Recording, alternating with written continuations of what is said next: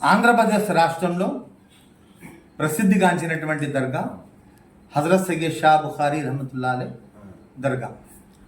ఈ దర్గా ఉరుసు మహోత్సవం జనవరి నెల 9, 10, 11 428వ ఉరుసు మహోత్సవం ఘనంగా, బ్రహ్మాండంగా, అతి వైభవంగా ఫకీర్ల మేళతాళంతో నిర్వహించడం జరుగుతుంది.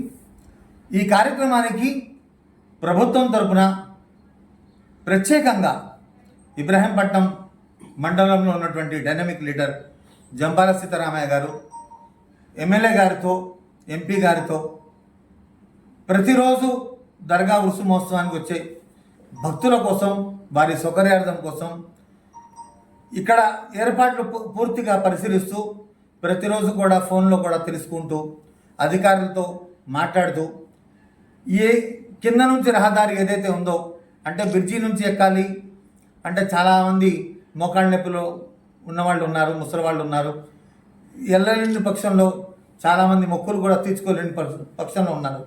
అలాంటి వాళ్ళు కూడా, ముసలా ముతకా పిల్లలు కూడా లోపలికి వెళ్ళి దర్శనం చేసుకునే విధంగా విసులుబాటు కల్పించే విధంగా మన రాష్ట్ర ప్రభుత్వం తరఫున పూర్తిగా ఎమ్మెల్యే గారు, ఎంపీ గారు, జంపాల సీతారామయ్య గారు చొరవ తీసుకొని కింద నుంచి రహదారి ఈరోజు విటిపిఎస్ చీఫ్ ఇంజనీర్లు, ఎస్సీలు వాళ్ళందరూ సమక్షంలో ఆ గోడని మళ్ళీ పగలగొట్టడం జరిగింది. కింద నుంచి రహదారి ఏర్పాటు చేస్తున్నందుకు వారికి మేము ప్రత్యేకంగా నారా చంద్రబాబు నాయుడు గారికి, నారా లోకేష్ గారికి ధన్యవాదాలు తెలియజేసుకుంటున్నాం. రాబోయే రోజుల్లో పూర్తిగా దానికి ఒక పూర్తి పరిష్కారం చేస్తారని చెప్పి కూడా ఆశిస్తున్నాం.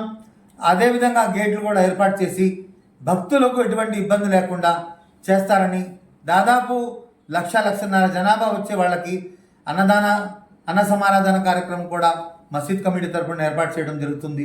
అదేవిధంగా ప్రతి సంవత్సరం కూడా జంపాల సీతారామయ్య గారు, ఎమ్మెల్యే గారు, ఎంపీ గారు వీళ్ళందరూ కూడా ఈ దర్గాకి చాలా విధాలుగా పోలీస్ డిపార్ట్మెంట్తో కానీ, మున్సిపాలిటీ డిపార్ట్మెంట్తో కానీ, అట్లాగే ఎన్డీటీపీఎస్ వాళ్ళతో కానీ అన్ని అధికారులతో మాట్లాడి వాళ్ళు సహకరిస్తున్నందుకు వారికి ప్రత్యేకంగా ధన్యవాదాలు తెలియజేసుకున్నాను.